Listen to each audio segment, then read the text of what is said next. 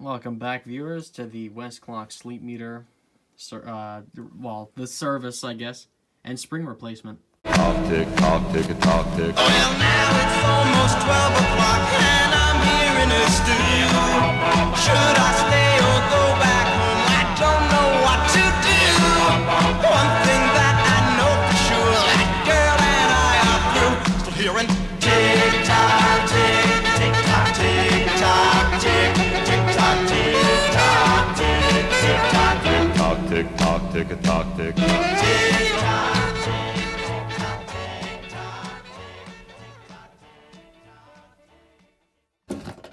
Hello again, guys. Welcome back to another episode of GPWS.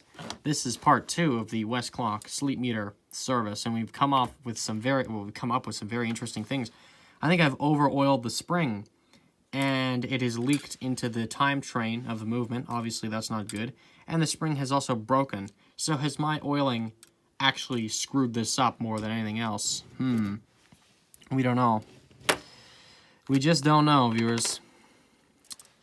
We're going to find out, though. I can almost guarantee that in the comments. Oh, yes. And I think what we'll do now is we get our alarm setting knob, or nuts, off.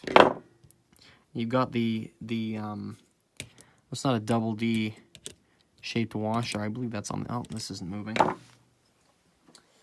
Oh, I got to get the pliers for this. And for those of you who have no idea what this is here, this is the alarm tripping mechanism here. Oh, come on, boys. Oh, I don't want to do that. Are we moving? Oh, yes, we are. Okay. So there's your alarm nut here, the main nut that holds the whole thing together, and you've got a concave kind of nut, I guess you could call it that. It goes in, and then there's a double D. Hold on, can I get this off? Oh, no, I can't. There's a leaf spring and a double D-shaped washer here, which is not magnetic. It's got a D shape. I know you can't see that. It doesn't focus. I guess you can kind of see there. Anyway, that goes on before the nut, and of course you got the leaf spring. Oh, there goes that. So there's a leaf spring. You know, this is not a bad design, the way they've put this together. I like this design. Okay, here's another double D-shaped washer. You just pull this out, and the washer comes with it. Oh, I guess you just push it out. And I think this might just end up falling off in here somewhere. I'm going to pull this like that. Get it through the front. Oh, maybe not. Oh, we don't want to... Have to... This can be somewhat finicky to get off here, but once you get it... Oh, shoot, that's getting all caught up with this now, wasn't it? Oh, okay, there we go. Managed to just narrowly get that past this wheel here. Oh, there goes the washer. There it is. It's the bigger double D-shaped washer. So just keep track, really, viewers, just keep track of where you're putting your washers and stuff, and you'll figure it out pretty quick. Actually, I oiled this, I'm pretty sure, when I did this originally. I think I gave this a small drop of oil, and I wonder if this leaked. I don't know. Whatever it is, viewers, though, oil is not supposed to be leaking like this, so obviously I overdid something. That's okay, we live and we learn.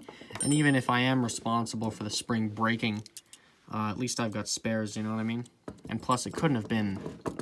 The spring could not have been in that good of a shape if it broke like that, you know. There's a tension spring. It just comes off like that. And that is interesting, viewers. I wonder if... Actually, I'm just going to put all these alarm parts and things... Oops. I'm just going to put all of this in here. I'll put that, keep that with the screw. Yeah, it helps to keep these things, you know, screws with springs and things like that, just to you know where it goes and everything. And all this alarm stuff I'll throw in there as well. Very interesting stuff, viewers. Does too much oil break a spring? Doesn't sound likely, but I don't know. It could be possible. I wouldn't be too far out of the ballpark, I don't think. This comes off. And yes, I think answering my own question here, we're definitely going to have to clean at least the time train with this. Because, you know, it's got oil all over it. So that's not good. So that didn't do us... oh, man. Well, at least we, you know... I hope we don't do this again, you know, by accident. I'd hate to screw this stuff up, you know. Because I am trying to actually fix it and not mess it up, contrary to what some people may think. And what we're doing now is just taking the top plate off. Yeah, I know, right? My lighting is just fantastic on sometimes here. And we just pull this apart. And of course, we don't have to let the spring down because neither of them are really connected. Oh, jeepers, man. This might have to come off. How does this come off here? I don't know what the heck happened here. Is this, oh no. Oh, you know, maybe I have to pull this off this way, or do I? Oh, you know what? That's a nuisance. I've just realized, viewers, these style, the Ben-Hur movements and stuff, of course the center wheel is right in the middle of the action, so you have to kind of shimmy it apart like this, kind of finagle this apart like that, and everything just falls everywhere. Oh dear, viewers. And of course this is flopping around. Yeah, that's the one thing I don't like about these movements. They just go everywhere. And I see there's oil here. Yeah, this is a mess, viewers. Oh yeah, that's not... Oh dear, that's definitely not... I think I might have over-oiled the pivots. I think that's what might have happened here. Either the pivots or the spring barrel. I think it was a bit of both.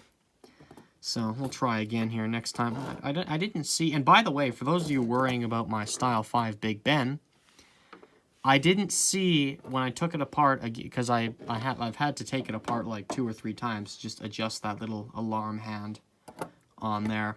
For those of you worrying about that, and I know I've brought it up, I didn't see any oil all over the place. I wasn't looking, but then again, I wasn't looking for oil here, and I found it pretty quickly. So, for that Big Ben, there wasn't oil absolutely everywhere. So for those of you worrying about that, okay, here's our problem area. Here's the main problem area, other than the entire movement being just covered in oil for some reason. Maybe that's why I record. Maybe that's why I should record these things, viewers, so I don't go and do this again.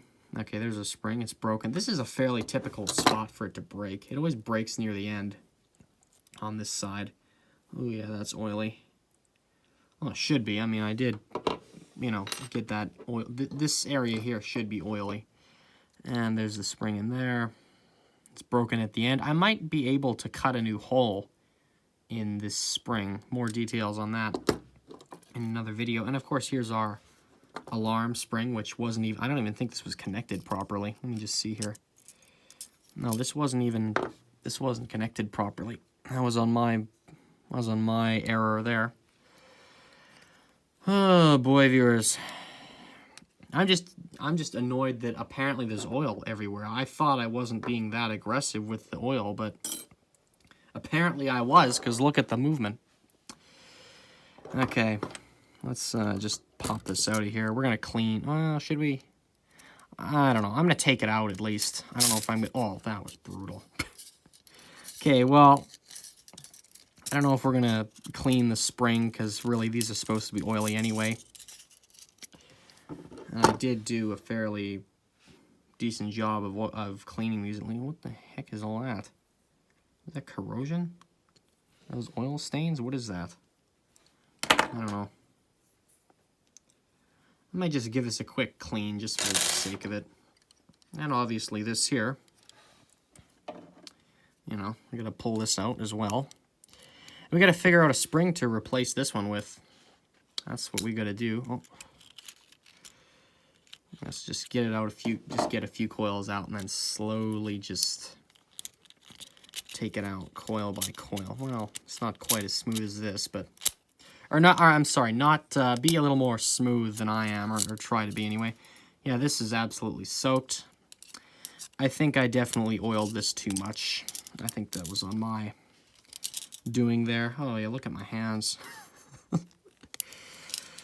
Does too much oil break a spring? I have no idea. Somehow I feel like it might. Yeah, that's really gross. Well, I mean, at least it's new oil anyway. This hasn't been sitting for 60 years, as I said. I just worked on this like 3 or 4 months ago. This end coil is okay. Let's see, where's that broken part of the spring at? Well, this was here. Yeah, okay, well, obviously I can't do anything with this. Once again, I think I might be able to cut a new hole. I don't know. There was some experimentation with, and I'm going to cite my sources here. Andrew from the Watchworks, he had some ideas of cutting new holes in springs involving a Dremel with a diamond tip. And he's successfully cut new holes in springs before. I haven't tried this. Maybe I'll give it a shot, maybe I won't. I'm not really sure. Anyway, should I even bother cleaning this spring here?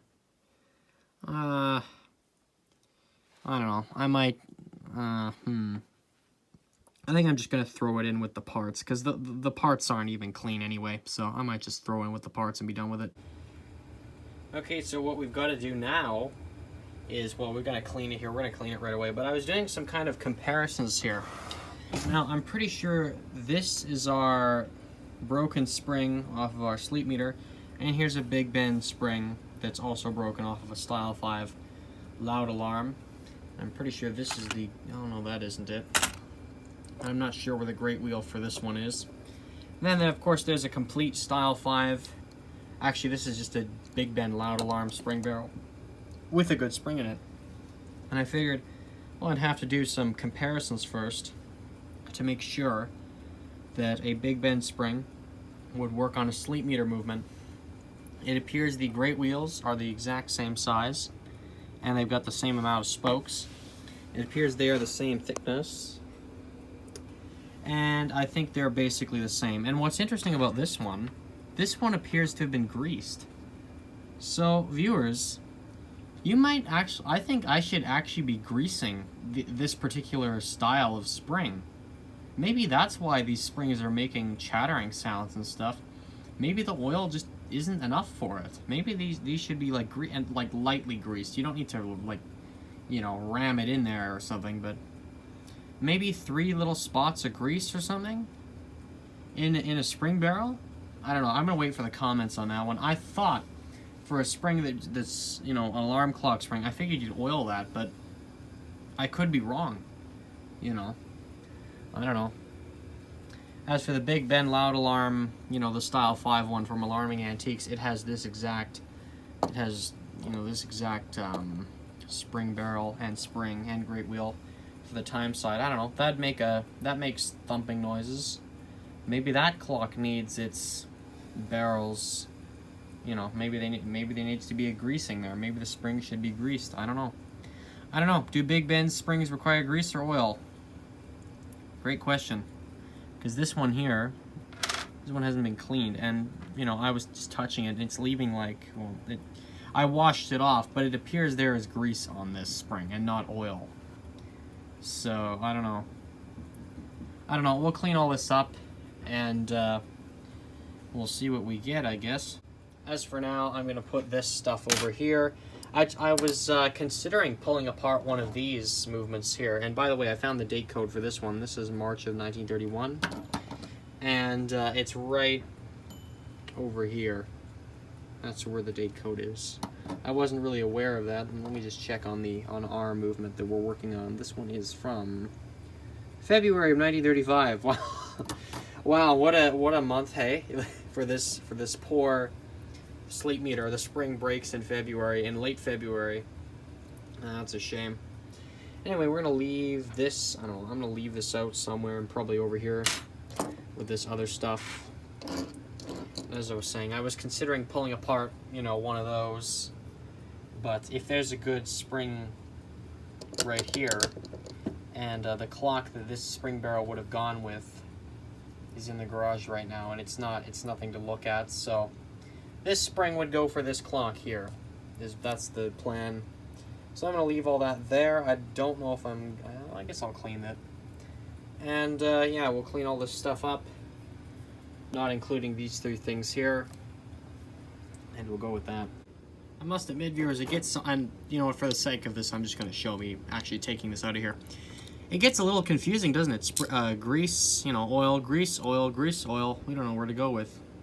Once again, there's signs of grease in here, and you'll see on my hands here whether there's going to be grease or oil on them when I take this big bend spring and out of here. Now I'm just going to get the first few coils out, and I don't want this to explode my face here. Get this again. There we go. You got to get your hand in between some of the coils here, and then you thread it out like that. I haven't been doing a very good job in this particular episode of taking springs out of barrels, but now you can see. Oh, there's oil here too. I don't know. This is very confusing.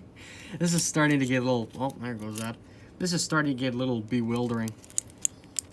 Oh yes, and hey, look at that. That looks. This design here looks almost identical, or maybe even if not identical to this here of spring barrel. So yes, these definitely work with each other then. Okay, that's good. So we'll put our great wheel back in here because I'm not going to be doing anything with this for the time being. Put that all in there, in the parts there. We'll leave our dirty broken springs unclean for now. And then we'll just put this back in the sleep meter when we're done. And I don't know what to lubricate this with, but we'll figure that out, won't we? And as for now, I mean, I'm just going to be using, well, you know what, I'll show it. One redeeming quality about all these parts here, except for our big bend spring, which we're going to put in the sleep meter, one redeeming quality here is this is all new oil, so it should come off fairly easily. And for those of you who've never seen my ultrasonic cleaning process, I throw all the parts in a container of Simple Green here, let it run in the ultrasonic cleaner for 20-30 minutes, and then probably I'll clean it again with isopropyl alcohol just to get all the water off, because this is water mixed with Simple Green in here. So I'll clean it in alcohol again, and then do some other touch-up type stuff like that, probably with either Q-tips and toothpicks. This Simple Green is getting dirty. I'll have to change it here soon. Throw that in there. Throw the bell in there. That's got oil in it. Throw the bottom plate in. The great wheel can go in. All the time train can go in here. You know. Throw our alarm great wheel in there. Hammer can go in. Big bend spring can go in. You know, that can go in there. Alarm escape wheel can go in. The alarm spring, well, I just threw it in there by accident. I didn't even mean to do that. And the hairspring and balance wheel, I'm going to clean this a little differently. I'm not actually going to take the hairspring off because I don't really believe you have to in this particular case. And, well, I mean, for really any of them, I've never really had an event where you run into a time where you have to take a hairspring off. Anyways, I'm just dumping some Simple Green into this little gum container here. Oh dear, there might not be enough Simple Green in here now.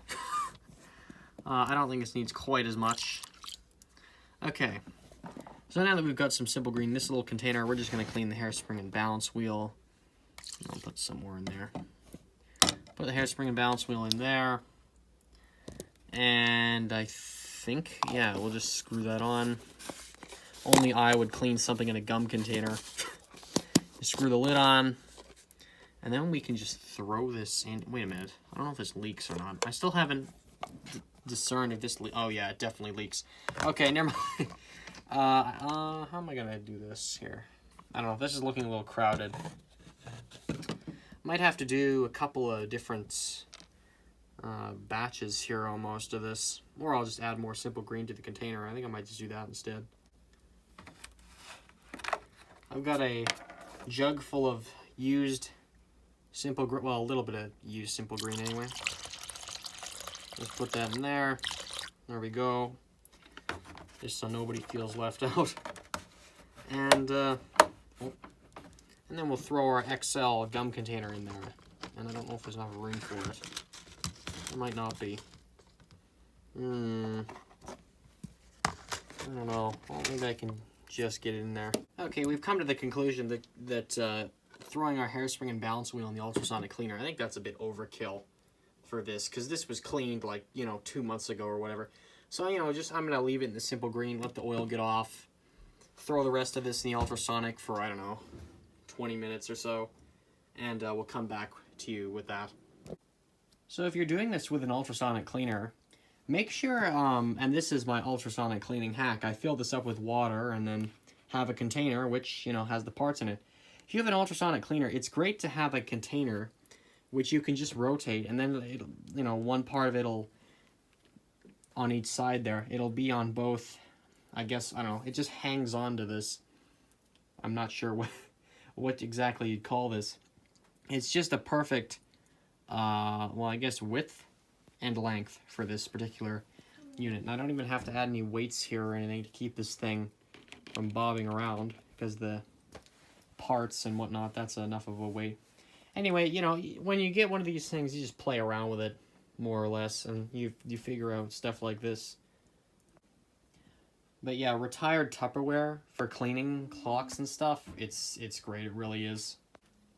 So now what we're going to do is run this for 20 minutes, and I'm going to end the video here and come back to you in the next part. So viewers, I hope you got something out of this and found this remotely interesting. And my conundrum, do you grease a spring like that, or do you oil a spring? How much is too much oil? And, do alarm clocks make spring chattering sounds?